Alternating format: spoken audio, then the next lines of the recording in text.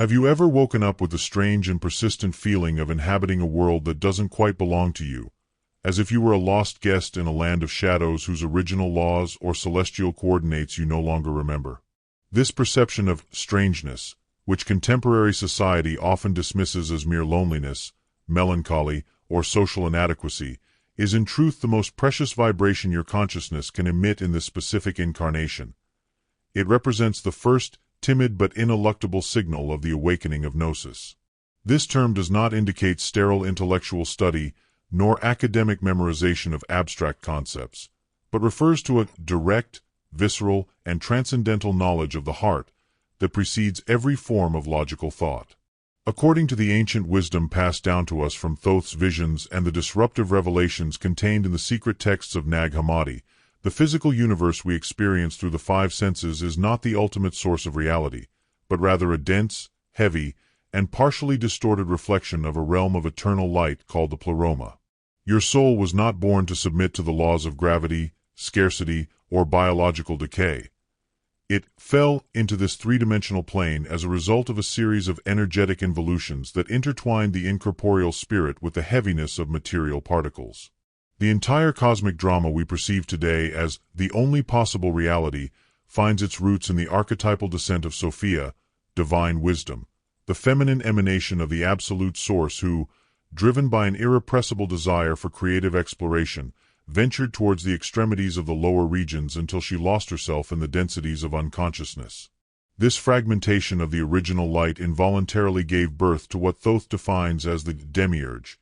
a blind architect who, convinced of being the only existing deity, built the matrix of linear time and limited space in which we are now immersed as unwitting spectators. This administrator of mud, imprisoned by his own presumption, structured a reality governed by fear of judgment, by the exhausting duality of good and evil, and by the inexorable cyclicity of organic death. But Sophia, in the instant of her apparent loss, infused into this heavy architecture fragments of pure spiritual intelligence, of which you are today the sole and legitimate custodian, effectively transforming you into a dormant cell of divinity under a blanket of material habits. Understanding gnosis means immediately ceasing to seek external guides, improvised saviors, or approval from the material world, severing ties with the need for social approval to return to navigating the vertical dimension of your original soul.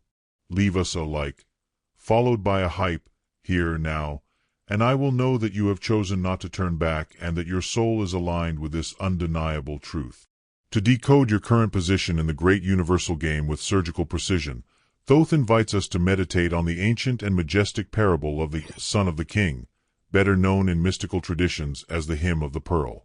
Imagine a noble youth, educated in the radiant courts of infinite fullness by his divine parents, who is sent to the land of Egypt, a metaphysical symbol of the dense body and carnal desires, with the sacred task of recovering a pearl of inestimable value guarded by a serpentine dragon in the depths of a murky sea. Once he arrived on the shore of matter, however, the youth made the fatal mistake of tasting the heavy food of the local inhabitants. He fed on the passions of the earth, drank the dark water of attachment to results, and sank into a dreamless psychic sleep, even going so far as to remove his garments of light to wear the clothes of the slaves who serve the system. This youth is the perfect representation of the modern human soul that, drugged by the frantic noise of consumption and dazed by illusory necessities, has forgotten its royal crown to beg for crumbs of fictitious security. However, supreme wisdom does not allow its ray to vanish and sends the soul a fiery call, a celestial letter that whispers the truth to the heart. Remember who you are before the waves of the dragon drag you into the final silence of time. Recognizing this call means instantly activating the phase of pearl recovery, a return to the sovereign power of an individual who knows they owe nothing to a world that tries to convince them they are fragile, belonging instead by eternal inheritance to the hierarchy of the Lords of Light. This transformation of perception requires the initiate to undertake a rigorous process of past engineering, an applied alchemy capable of purifying the three cardinal powers of the biological structure: salt, sulfur, and mercury. In Thoth's Gnostic cosmogony, salt symbolizes the fixed matter of the body and the energetic storehouse of somatic memory. It is here that hereditary traumas and every negative conditioning that has shaped your unfortunate present reality remain stuck. If you do not cleanse this cellular salt through the water of pure awareness, it will act as a lead ballast that will continue to reproject into your future the very same dynamics of failure and sabotage that characterized your past. Gnosis acts as a divine solvent that dissolves these incrustations, allowing your physical structure to become a transparent crystal vessel, ready to welcome the higher frequencies of the spirit that no longer know the bond of disease or chronic fatigue. Sulfur, on the other hand, represents active heat, the flame of ardent desire, and the impetuosity of vital passion that moves all our intentions in the field of earthly manifestation. This powerful energy is the energetic spouse of the bodily form, the sacred fire that, if left in its raw and instinctive state, produces only explosive anger, debilitating anxiety, and a continuous destruction of the subject's nervous balance. Thoth teaches us that by taming the inner sulfur through alignment with the will of the higher self, one obtains a solar force capable of transforming every apparent obstacle into a cornerstone of victory. Sulfur ceases to be the fire that burns and becomes the light that illuminates the path of your excellence. This electrical unification is the only possible way to stop passively enduring the waves of the universal economy and begin to actively influence the quantum field,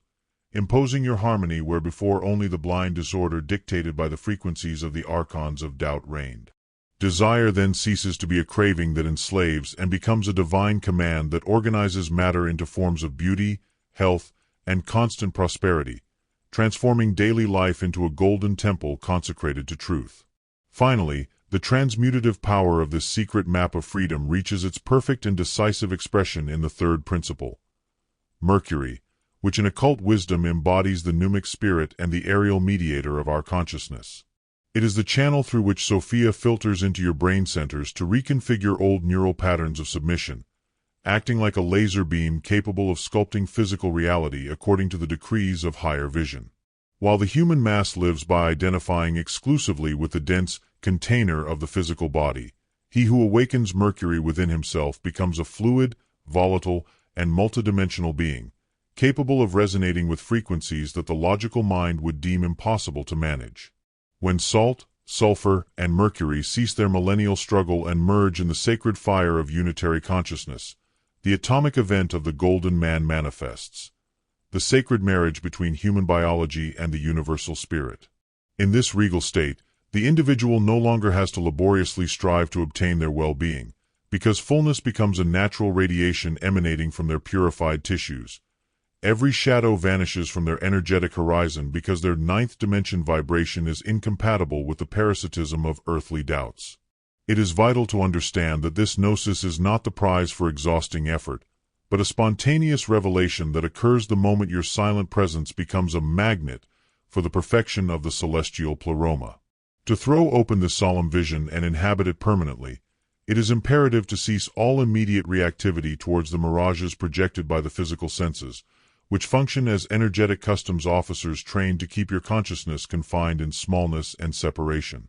During this vibratory ascent, you will realize that the visible universe is not a hostile battlefield populated by random forces, but a large, still incomplete organism that desperately cries out for you, the awakened being, to assume the role of the royal observer to correct its misalignments. Once you have viscerally understood that you are one with the source, the 12 vices linked to karmic and material determinism will definitively collapse to make way for the 10 virtues of the spirit, operating in instantaneous cellular recalibration that transforms the mortal man into a living divine messenger. This process will make you immune to the misfortunes produced by the collective unconscious, elevating your life above average and positioning you as a silent but extremely powerful guide for those who still stumble in the darkness of broken temples. The ultimate culmination of this odyssey into the depths of the self manifests through the marvelous metamorphosis, a metaphysical phenomenon in which the regenerated ceases to be an optimized version of the previous man to become a new ontological degree of existence. Here one reaches the state defined by Thoth as poimandras, that is, the direct neuronal connection with the supreme power that manages the manifest without being affected by entropic chaos. From this inviolable summit, the mind abandons the old task of producing fear, becoming a generator of daily miracles. This process of somatic deification involves the dissolution of the granular ego to allow the spark of Sophia to ignite the entire being with a radiant joy that does not depend on any external cause. The secret of returning home does not consist in overcoming physical death after the end of days, but in living one's materiality by transfiguring it with light now, demonstrating to the entire cosmos that spirit has the legal and sovereign power to govern over formless matter. By inhabiting this axis of rediscovered sovereignty,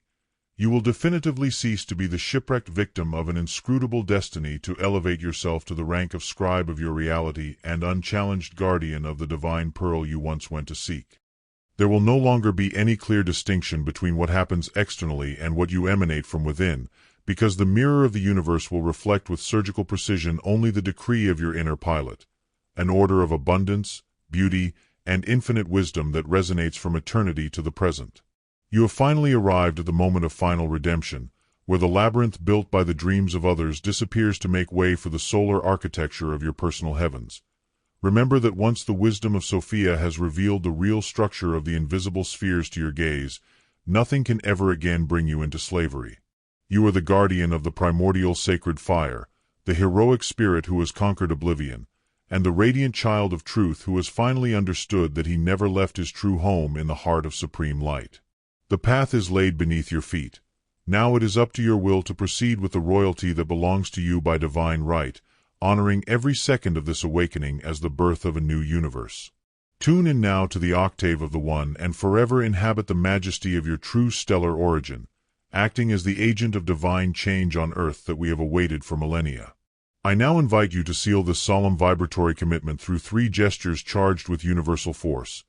Leave a like to declare to the matrix of the world that your selves have awakened. Subscribe to this channel to stably anchor your navigation to the path of the eternal awakening of Gnosis, and comment publicly with the power phrase, "I awaken the spark in my Pleroma," to officially proclaim before invisible witnesses your return to the rank of sovereign creator.